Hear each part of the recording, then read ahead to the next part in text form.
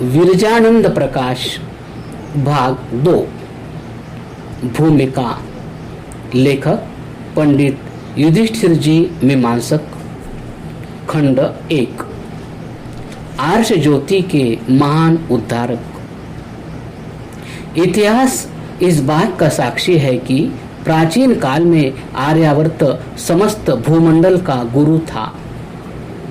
काल के कराल चक्र से संसार का कोई भी देश, जाति, समाज और व्यक्ति सदा एकावस्था में नहीं रहता।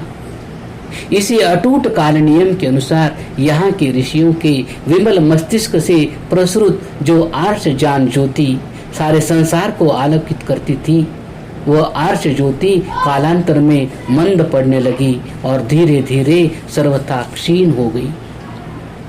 बाहर के देशों को अपने ज्ञान से प्रकाशित करना तो दूर रहा, हमारा देश भी अज्ञान रूपी महान अंधकार से पूर्णतया आच्छादित हो गया। उस अज्ञान अंधकार में जिसकी जैसी इच्छा हुई उसी के अनुसार उसने मतांतर खड़ा कर दिया। कोई उससे पूछने वाला भी न रहा कि तू क्या कर रहा है। वेद जो कि आर्य जाति के शिरोमणि ग्रंथ थे और आर्ष ग्रंथ जिनसे वैदिक ज्ञान आलंकित होता था, अंध महासागर में निमग्न हो गए। ऋषियों का लक्षण।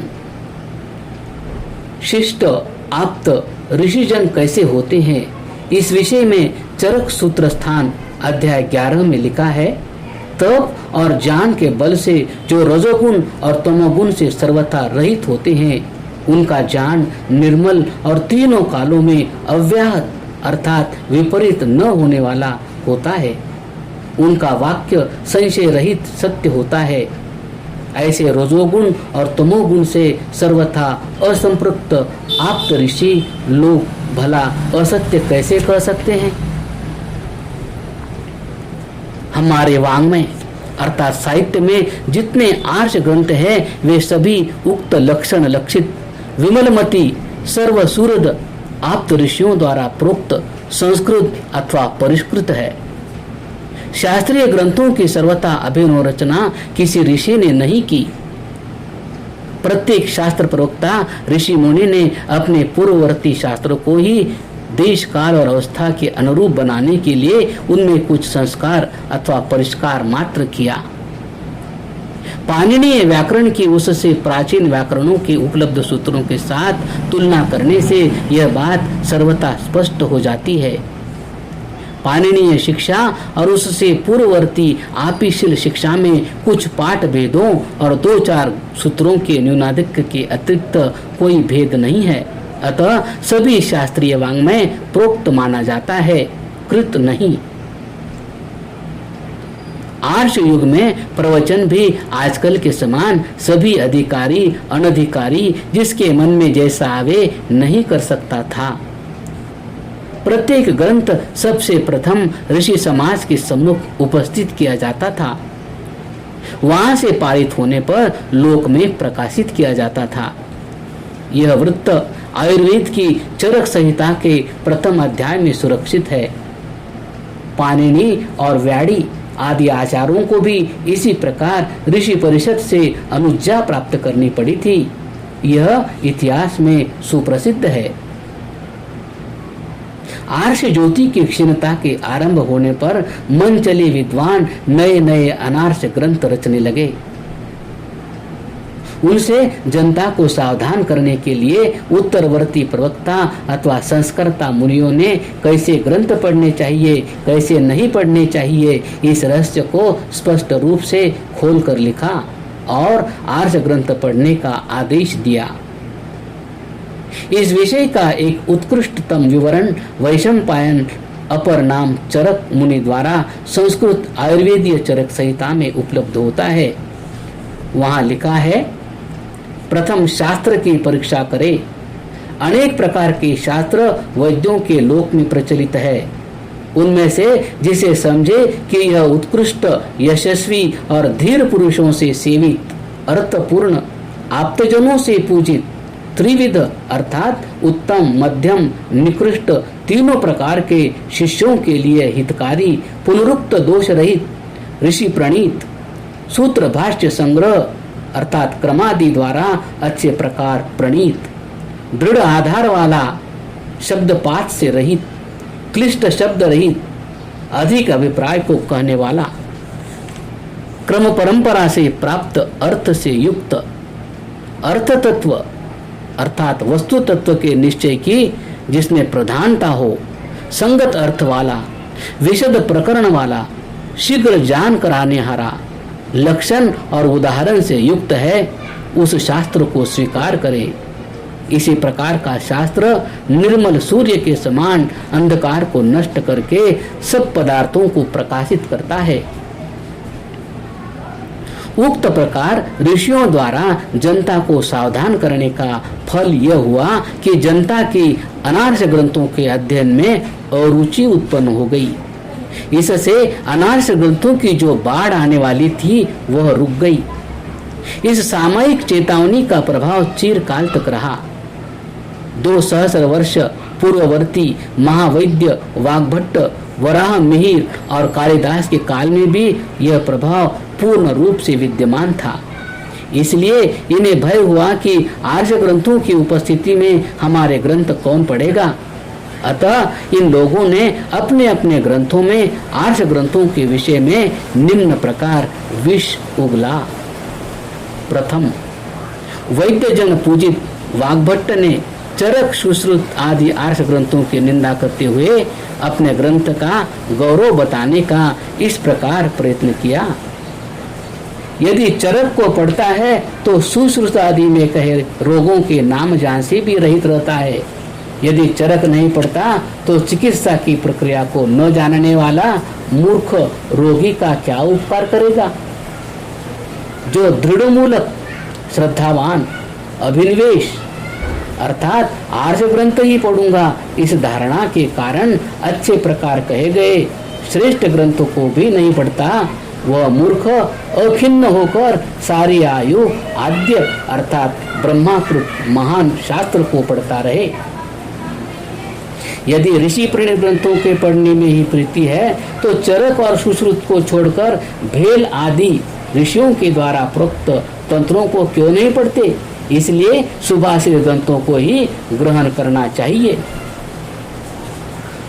यदि वाग्भट्ट के मन में उक्त भय न होता तो उसे अपने ग्रंथ का महत्व, चरक सुश्रुत की न्यूनता और भेल आदि संहिताओं की असमीचीनता के दर्शाने की क्या आवश्यकता थी।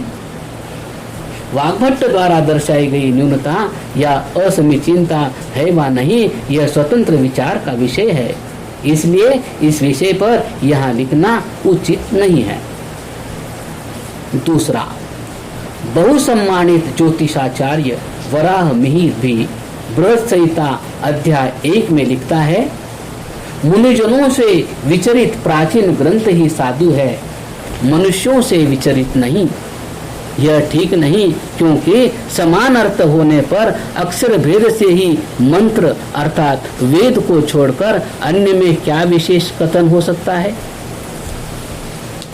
तीसरा, महाकवि कालिदास के मन में भी उक्त भय छिपा हुआ था, अतः वह भी मालविकाग्नि मित्र के आरंभ में लिखता है, पारिपार्श्व कहता है, यह ठीक नहीं। प्रसिद्ध यशस्वी भास, सौमिलक और कविपुत्र के प्रबंधों अर्थात नाटकों का अतिक्रमण करके वर्तमान कवि कालिदास की कृति अर्थात नाटक में क्यों अति आदर है।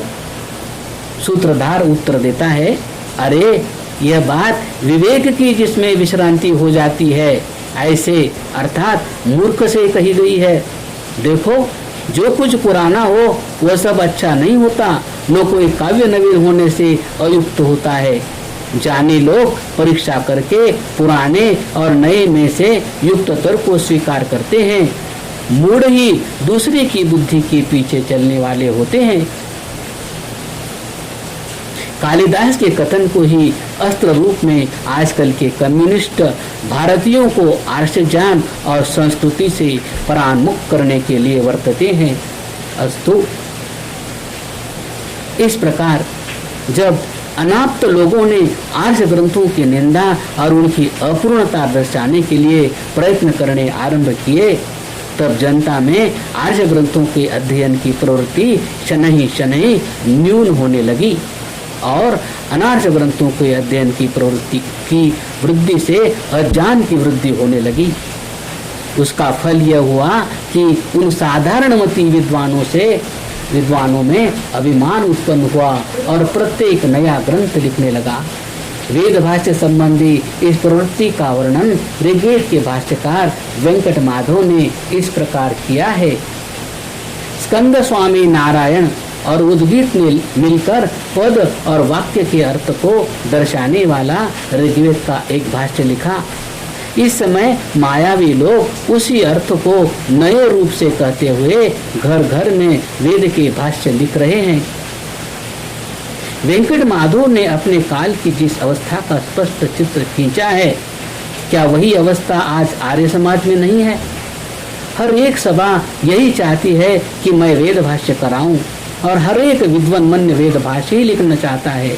इतना ही नहीं, अपनी अयोग्यता को छिपाने के लिए वे लोग सदा आर्ष ज्ञान की निंदा करने का दुस्साहस करने से भी नहीं चूकते।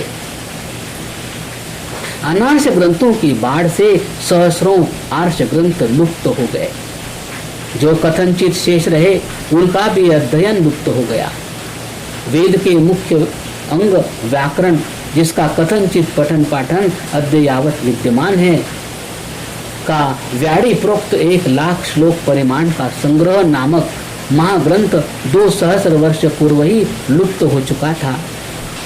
महाभाष्य जैसे प्रामाणिक और आकर ग्रंथ के अध्ययन का अनेक बार लोप हुआ। एक बार विक्रम से लगभग 1 सहस्र वर्ष पूर्व महाभाष्य के अध्ययन का लोप हुआ था। उस समय कश्मीर के महाराज अभिमन्यु के सहाय से आचार्य चंद्र ने महाभाष्य का उद्धार किया। दूसरी बार विक्रम के पश्चात पुनः लोप हुआ। इस बार विक्रम की 9वीं शती के पूर्वार्ध अर्थात संवत 808 से 836 में कश्मीर के महाराज जयापीड़ ने देशांतर से क्षीर नामक महावैयाकरण को बुलाकर विच्छिन्न महाभाष्य का पुनरुद्धार किया। विक्रम की 15वीं शती से पाणिनीय व्याकरण का अध्ययन अष्टाध्यायी के क्रम को छोड़कर प्रक्रिया रूप से लिखे गए प्रक्रिया कौमुदी, सिद्धांत कौमुदी आदि ग्रंथों के अनुसार होने लगा। इस क्रमभंग का फल यह हुआ कि महाभाष्य जैसा दिव्य और सरलतम व्यावहारिक संस्कृत में लिखा गया ग्रंथ विद्वान कहे जाने वाले लोगों की समझ से बाहर की वस्तु बन गया और लोगों ने कहना आरंभ कर दिया, कौमुदी यदि कंठस्था वृथा भाष्ये परिश्रमः, कौमुदी यद्य कंठस्था वृथा भाष्ये परिश्रमः। अर्थात सिद्धांत कौमुदी यदि कंठस्थ है तो महाभाष्य में श्रम करना व्यर्थ है, और यदि कौमुदी कंठस्थ नहीं है तो भी महाभाष्य में श्रम करना व्यर्थ है। अर्थात महाभाष्य पढ़ना सर्वथा बेकार है। एक बार न केवल एकमात्र महाभाष्य का अपितु समस्त आर्ष वाङ्मय का उद्धार एक असहाय कौपिन मात्रधारी परमहंस दंडी ब्रजानंद और उनके शिष्य स्वामी दयानंद सरस्वती ने किया। कहाँ आचार्य चंद्र और क्षीर का केवल एकमात्र महाभाष्य का उद्धार सम्राटों की सहायता से करना, और कहाँ संपूर्ण आर्ष ज्योति, आर्ष ज्ञान, आर्ष ग्रंथों का इन कौपिन मात्रधारी सम्राट सहाय रहित परिव्राजकों द्वारा उद्धार होना। निसंदेह यह महान कार्य सम्राटों के सम्राट सर्वशक्तिमान परब्रह्म के सहाय से परिव्राट ही कर सकते थे। यहाँ क्षुद्र सम्राटों के सहाय से कृतकार्यता असंभव थी। अस्तु क्रमशः।